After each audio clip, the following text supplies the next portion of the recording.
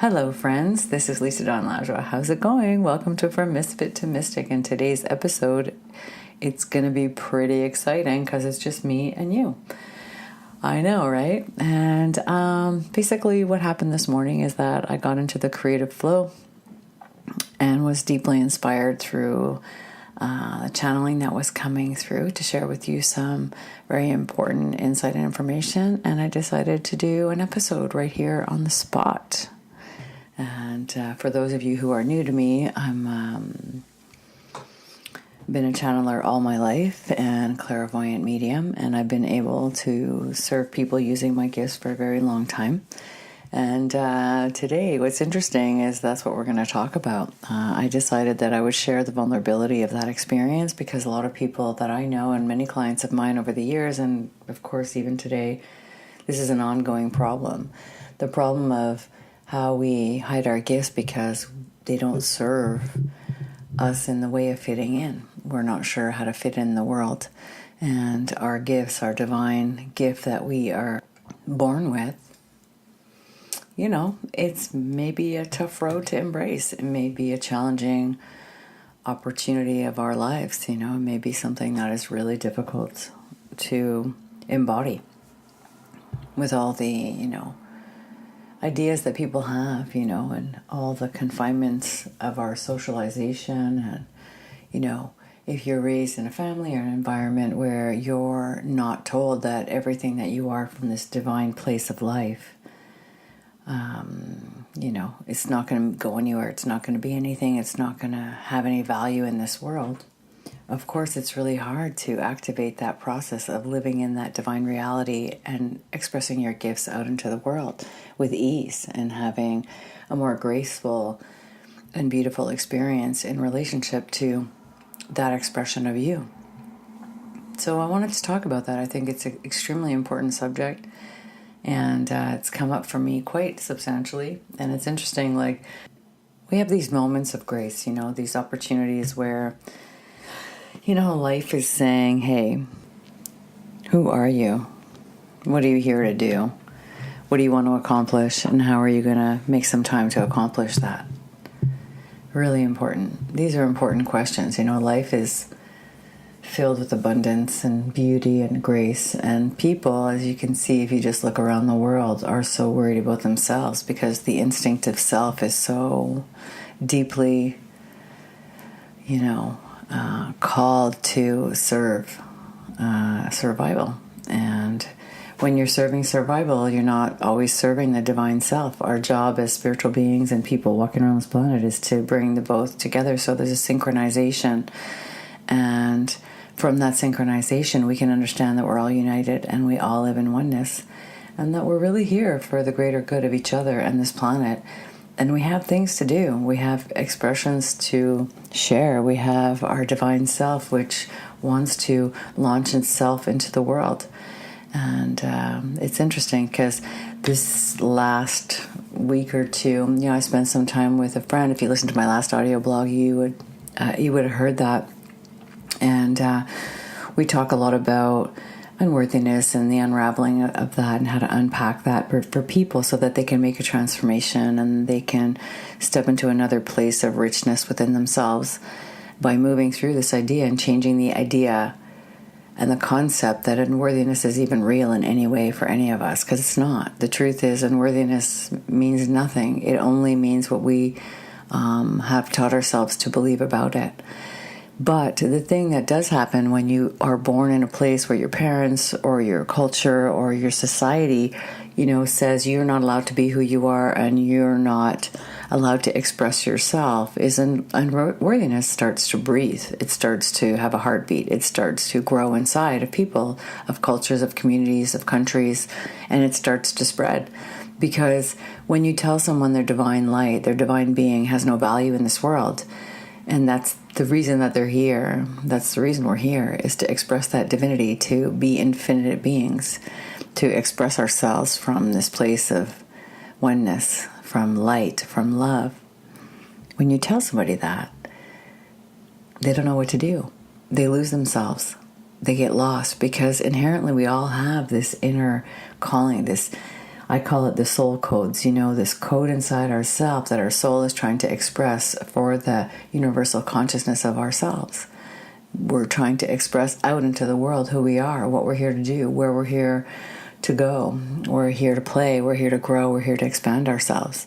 And when we chop down, inside of a little child, we chop down that idea, that divine identity, what happens is it breaks the connection, the all-knowing connection that lives within the child, that lives inside. That beautiful, gorgeous, divine light gets dimmed. And so it's very dangerous, actually, to do that. And if you look around this world today, this is a phenomenon that's been going on for many centuries, this unworthiness. And it's heartbreaking, honestly, So in my life, I think I'm going to share a story that I think is relevant, getting inspired to do that through this channel. Often when I do these, most of the time when I do these, I have a call, this spiritual thing happens inside. And as a channel, it's like a knock, knock, knock inside my intuitive brain. And there's a knock, knock, knock. Hey, you need to share this information, and you need to share this knowing, or you need to share this experience that comes from my inner core, my soul, my spiritual connection. And then when I start doing the interview, it's kind of like now I just go into this time warp reality and connection to the divine world, and I just start channeling this information that comes through. And sometimes I'm called to do things that I actually don't want to do. I really don't want to do. It's happened many times, but I trust the process so much now, after all these years of learning about myself and my gift and, being able to express it out in the world, that I just do my best to listen every day and ask every day, what is it that I can do to serve, and what do you need me to do for you? And I ask that of myself for my soul, and I ask that of the universe. What can I do for you? Because it's easy to be self-absorbed, It really is easy to just walk around here and be a human. And it's a deep balancing act to allow your divine expression to come forward, and to also allow yourself to be a human being and to be in synchronization of the two and allow them both to have a space in your life. So I do my best to balance that, and I recommend you do the same. If you can take this guidance and understand, there's a gift inside you that's trying to come out. There's a soul expression in you that's trying to come out. There's a human in you that's trying to come out. And when they're all united, you'll be able to start expressing yourself from a very deep and profound place. And you'll be able to experience life in a very different way, with new filters and with new expressions and with a new sense of faith and confidence in yourself. And it's just a concept. It's just a matter of changing your perception of what's really going on inside and learning about the trinity of who you are, that mind, body, spirit connection, that oneness, the layers of yourself, which is something I love teaching about. And I teach about that quite often on my retreats and in my courses, because people just don't realize how powerful we are, and I don't mean powerful like better than anybody else. I mean powerful like just because you are connected, you're an infinite being. There's something inside you that's divine, that comes from outer space, that comes from the galaxy, that comes from the universe, and it lives inside of you. It breathes inside of you, inside of every cell of your being. So when someone says we're unworthy, or you can't have your gift, or you're not good enough, or there'll be too many challenges, or you're not allowed to express yourself that way, you're not allowed to do this, you're not allowed to do that, it's something that will really harm that person. And it really harms all of us, that any of us actually think like this. Comparison, judgment, prevention of people experiencing their gifts because it makes someone else uncomfortable, which, is how this conversation started and what I was called to do, to share about being that channel and being a direct channel to source and to guides and, all this crazy stuff that happens to me every day, which is like mind-blowing, which I don't talk about enough because I'm so uncomfortable. Yet I do it in my work privately every day, but inside it's really always been tough for me to know what I know, see what I see, and express it. Because when I was a little girl, and I know a lot of you have gone through this, when I was really young, I used to tell my parents things about the future all the time.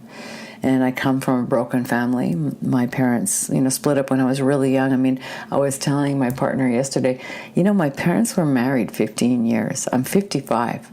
So only 15 years my parents were together in my life, and the first 5 years were pretty beautiful because I remember all the quality of life in my family and with my grandmother and my aunts, my uncles, and it may not have been perfect, but I remember that community, that family feeling, and then total breakdown. I started getting abused. My family broke up. My mother had breakdown. Everything just collapsed in front of me, and I didn't understand any of it. And I remember being really young and knowing things and seeing things. And I remember being in church and being able to speak. I mean, this is going to sound weird to some of you, and some of you will just get it. And I was able to feel the presence of Jesus actually in the church. My father was an Orthodox Christian, so we went to Orthodox church. My mother was a Roman Catholic. So for me, I learned about the experience of that presence, that love. And I remember sitting in church. I was really young. Like, it's hysterical when I think of it now, but I was in church and I was already a direct channel. And I remember the Father Joe was talking about, Jesus and all the things that, his philosophies or his understanding of the books and of the mission and what, Jesus was doing and what he was all about and all these things. And it's so funny when I think of it now. So I would be in church, and I was in Sunday school, so they would put us in the first and second row. The kids came up from the basement where we would learn studies, and we would come upstairs and we would sit in the first and second row. And he would be talking, and I knew what he was saying wasn't true. I knew it. I would know with the core of who I am, and I would feel Jesus in the room because I was a direct channel at that time, and nobody knew, and I didn't understand what was happening to me. And I would burst out and say, no, like right out loud, I'd say, no. Like, I mean, it was totally like my parents were mortified by the experience, but I knew what he was saying wasn't the total truth. It was his perception of the truth, but I was too little to be able to understand that. And I would feel the presence of Jesus, and I would feel the love that was being expressed. And what's interesting is at the time it didn't go anywhere, and actually, like, I stopped going to church because I had so many outbursts, and I really felt like I could feel the darkness of the experience as well, and the confinement of the teachings, and it really scared me. And I started to get very, very, very scared. Many people are like that. Many children are like that. So when your children are screaming or crying because they don't want to go near somebody, you may want to understand that they might have a reason for doing so, and to pay attention to it versus just saying, "Oh, come on." And my parents couldn't get me to go. I freaked out so much because I could feel the dark presence in this church. I could feel the control and the confinement. And I didn't understand what I was experiencing. And because I felt the presence of this love, and I could channel the insight from the energy of Jesus himself, I was like, I don't know. So, and it's interesting because, Easter's passed, and I've done a lot of like Christ consciousness thought. And I'm a spiritualist. I'm not a religious person. I believe in many masters that have walked the planet and love to learn from each and every one of them and their teachings. But because it was Easter, and there was a lot thinking and processing about Jesus and his resurrection and the power of love and in this resurrection experience. And that we're all, in this place of understanding. We can all be there of the deepest essence of love, And I remember just feeling like what he's saying isn't true. And when I got older, I challenged everything. I remember being in Sunday school and I challenged everything. I was a little girl because I knew inside myself, my spirit was powerful and strong. And I knew inside myself that, no, these things are not valid, or they're not totally true, what's being said here. And, I don't think people meant it harmfully. I just think people take their own perceptions, and people that are in leadership positions in churches and stuff like that, sometimes they're just following what they really believe or what they were taught or what was handed down to them, or they're going along with their primitive instinctive beliefs like, There's so many of them, as you know, out in the world, and the liberation of a priest is, is interesting in the different cultures. If you study any of that, you know that too. Like, what you're asked to do from a religious place is very interesting. And so I was always challenging these kinds of things. I'm not a guru follower. I've never been. I believe everybody has their own inner ability to be their own inner guru. I believe there's masters who have taught and understood the deepest of teachings as life and the universe expands and our ability as conscious beings expands. And, I hope to be one of those as well. When I'm not here anymore, I hope that I've been able to share masterful guidance with others that I've channeled through my gift, which is this whole conversation, allowing your gift to come forward. And it's important, because without those spiritual leaders, those masters who walk forward, there's many things that I would have had to figure out for myself, but because they already went through it, such as Jesus, because they already went through the teachings, I was able to understand many things.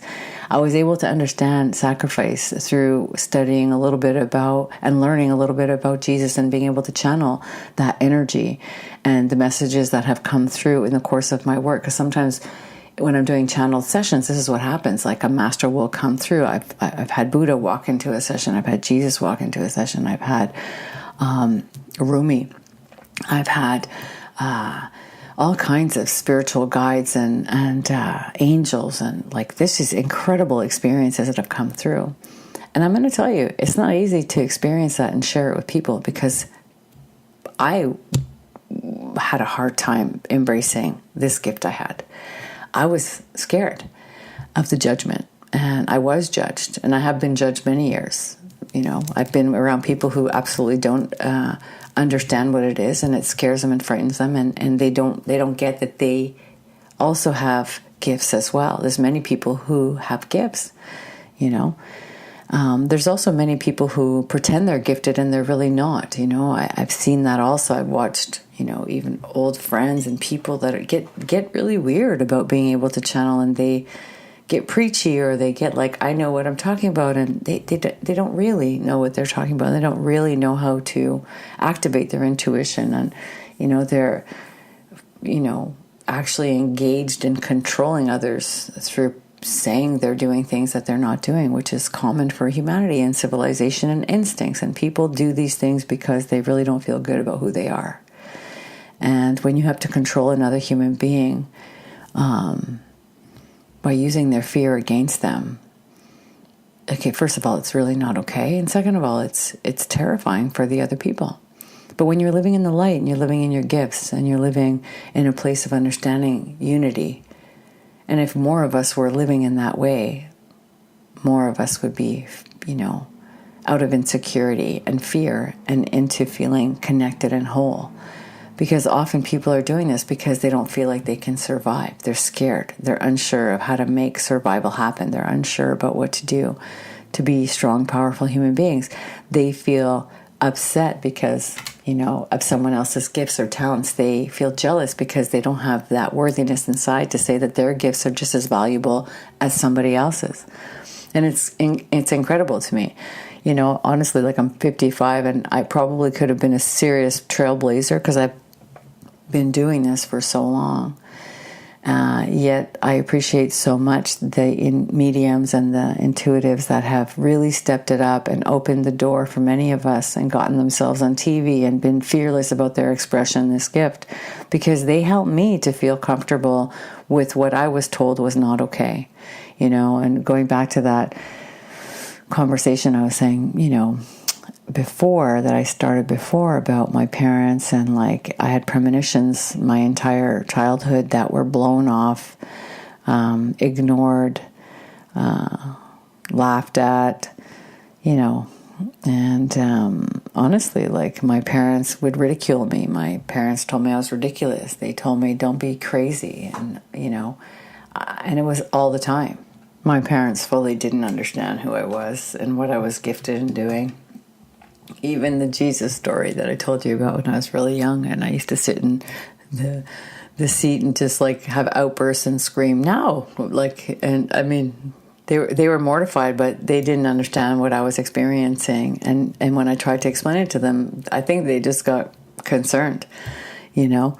And I was reprimanded or whatever, but there was no conversation. You know, they didn't know how to talk to me and ask me. And like many parents and many of us are going through, like, people will shun us so quickly. We shun each other so quickly that we never take the time to sit and ask. We never take the time to reflect that maybe somebody is going through something. Maybe they are gifted in a very unique way that needs support and love and guidance and direction. I was lucky, honestly. You know, I was very lucky. My gifts were strong and I didn't understand them and nobody around me understood them. And when I was younger, my mother, God bless her, like, this is the one thing I have to say. I mean, lots of good things came out of our healed relationship, which we had the opportunity to do. But the one thing that I really deeply appreciate now is that she brought me to an astrologer. My mother started to get interested in spirituality and metaphysics, and it started to get, you know, more open and wide when I was really young, when I was 14. So that's like, you know, 40 years ago now. And that's when, you know, we cracked open the veil of the conversations, you know, of mediumship, of intuition, of all these things. It still wasn't open, but it was way more accepted, let's say, or people were more interested in reading books about it, and there was, you know, the can opener happened. We cracked the veil. And you know, it's interesting because my mother brought me to this astrologer, and the astrologer told her, this is how we found out that I was gifted, and it made any sense of it at all. And my mother ended up bringing me to the astrologer, and she sat me down and explained my gift. Now, when you know, you hear someone tell you who you are and what you're experiencing, you know, it's like mind-blowing. Interestingly enough, this whole thing happened because at my house, I was actually being haunted.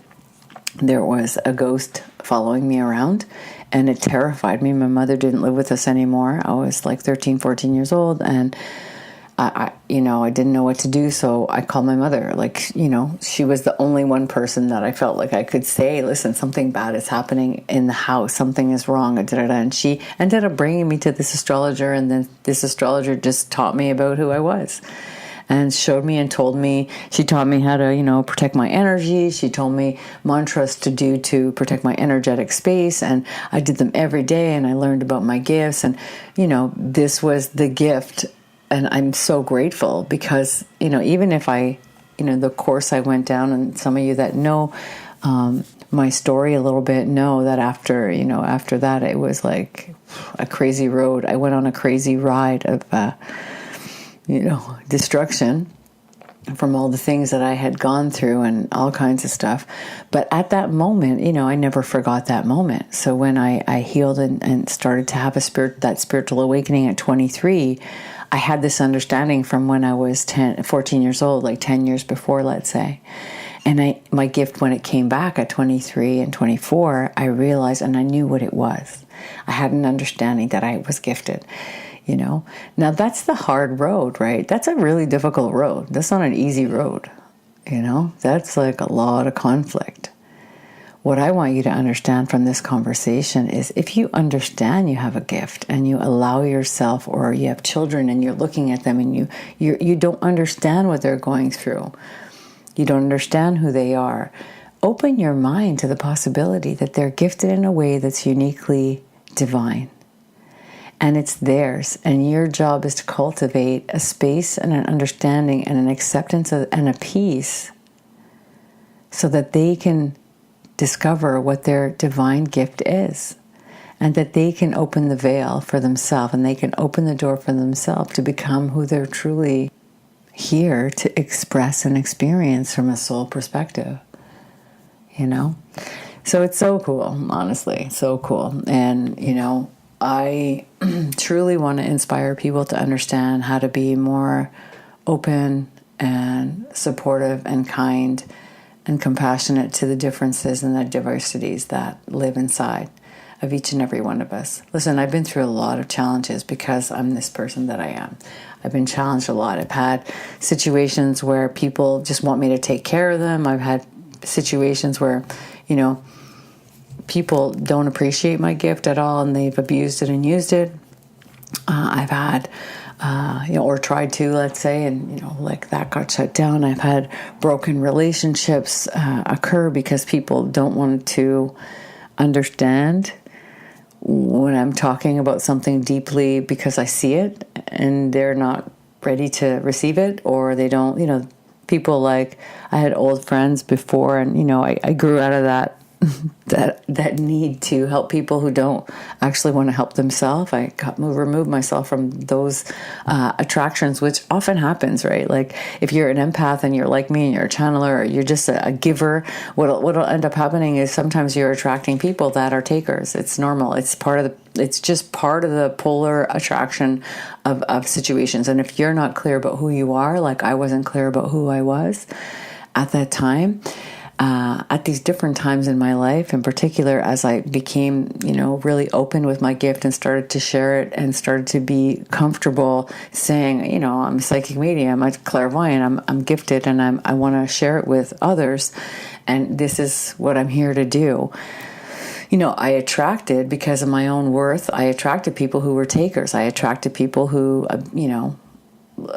just could not appreciate my gift, or who just didn't know how to receive it or accept it, or, not take advantage of it, but instead inspire it. They didn't know how to give me what I needed. They just were like, oh, you know everything. And, things like, you're so strong, you're all this, you're that, because you're connected and you're this coach. And, and I actually had friends actually say that to me, like, you don't need anything.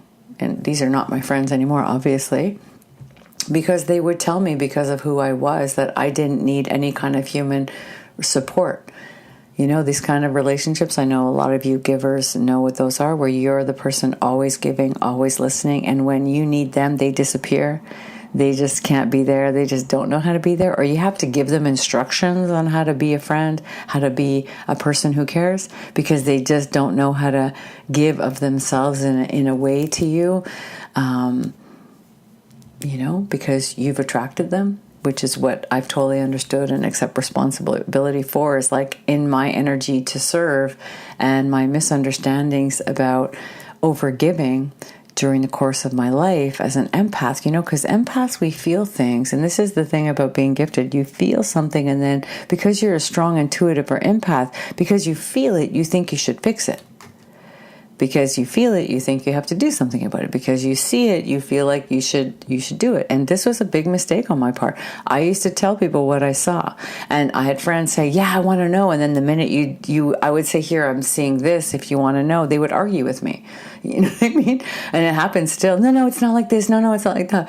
No. And then it would happen, whatever, like let's say I would, be downloaded or see intuitively. And then they would come back and say, "You're right." But you know how draining that is for somebody? Like anybody. If you're a giver and you're trying to support somebody, you know what I mean? And they don't want to listen to you, even if what you're trying to do is right or wrong, or it doesn't matter. You're just trying to support them and they're fighting your support, even though they are asking for your support. It is the most draining and useless situation you could ever be in.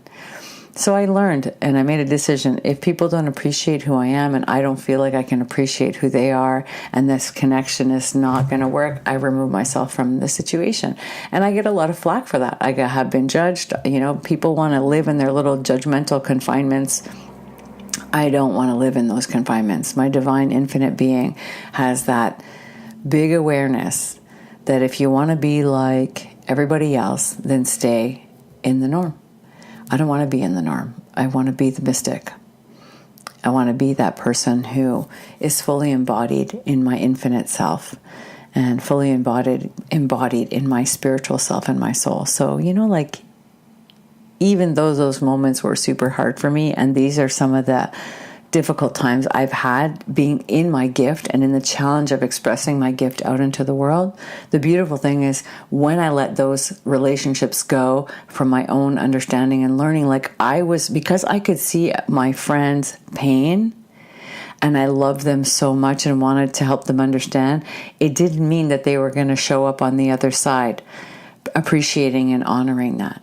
And it's interesting because I had some long-term friendships that, I walked away from because of this, you know what I mean? Because the people just couldn't get out of their own darkness. And they ended up, because I could see and they would ask me and then I would tell them the truth, or I would tell them what I saw intuitively, and I would get messages for them and they would ask me and then fight against whatever I was saying because they didn't want to own their own bullshit. I mean, that just was so draining for me. Like, it became such a drain. And whether it's through, whatever your gift are, if you're that empath or you're that person that gives a lot and you can't seem to be around people that understand you, it's only because inside you, a part of you is attracting them to you. Like I did. I had to learn to have boundaries. I had to learn to say no. I had to learn to pick people. I didn't know that I could be appreciated. I didn't know that my gift deserved appreciation. I didn't know who I am should be appreciated. And I need to feel that way about somebody else too. If I don't appreciate who somebody is, I shouldn't have them in my life. If I don't feel like what they bring to my life is something of great value and that I just love them and that there's just this beautiful synchronicity and there's this unison between the people that are close to me, then they shouldn't really be close to me, And it's, nothing against those people. I mean, it's up to them how they show up to their life and how they show up to their relationships, The thing for sure is if you're a deep person, if you're a psychic person, if you're a deep empath, then you're going to show up deeply to people's lives. And that's me. I had one friend say to me one time, yeah, but we look at you like you're so great that you don't need anything. And it made me laugh, honestly, because I knew it was so clear to me that's her bullshit. So she doesn't have to show up and actually be intimate with anybody. You know what I mean? And let me tell you, that friendship is not in existence anymore. I had another, this same situation. Like, I don't want to need anybody. I don't want to, blah, blah, blah. You just take care of me. I don't want to take care of anybody. I don't know how to take care of you. You know so many things. I heard them all.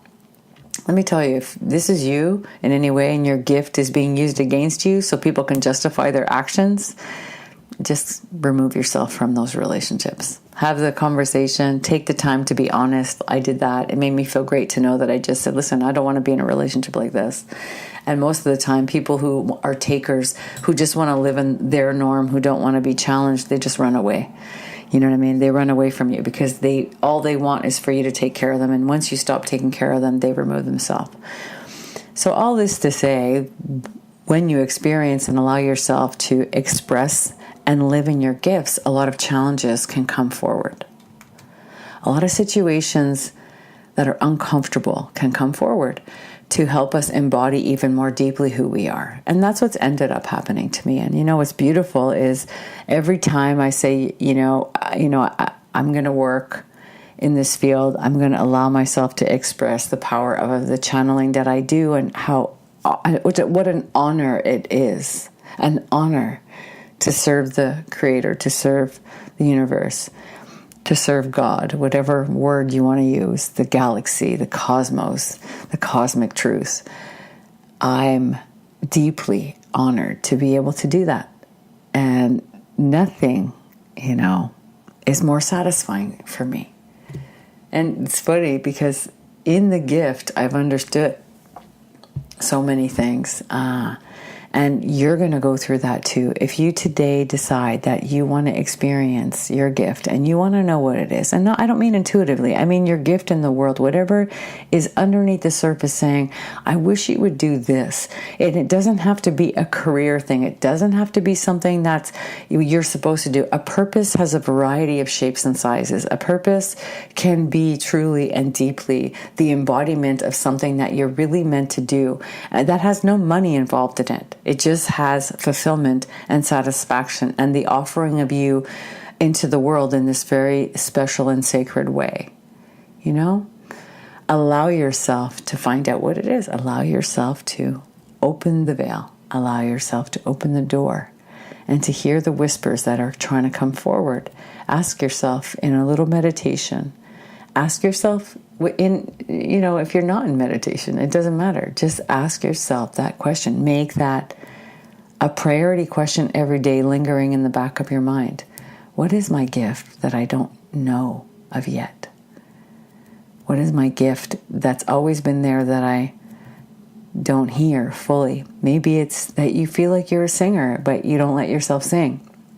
And you need to, whether it's join a choir or take some lessons. Maybe you're really attracted to music and you know this is like one of your deepest purposes, to play the guitar and to sing.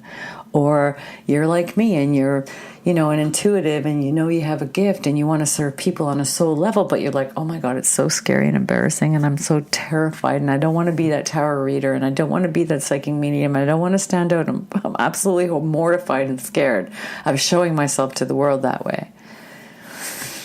Whatever it is, let it come forward. Let it come forward. I've had other people too, wanting to express a part of themselves and just being so bogged down in the judgments of humanity and of their culture or of their circumstances or of their parents. At one point, we have to own our own lives. At one point, you have to say, what is my divine passage? What is my divine destiny? And how can I activate that? That's your responsibility.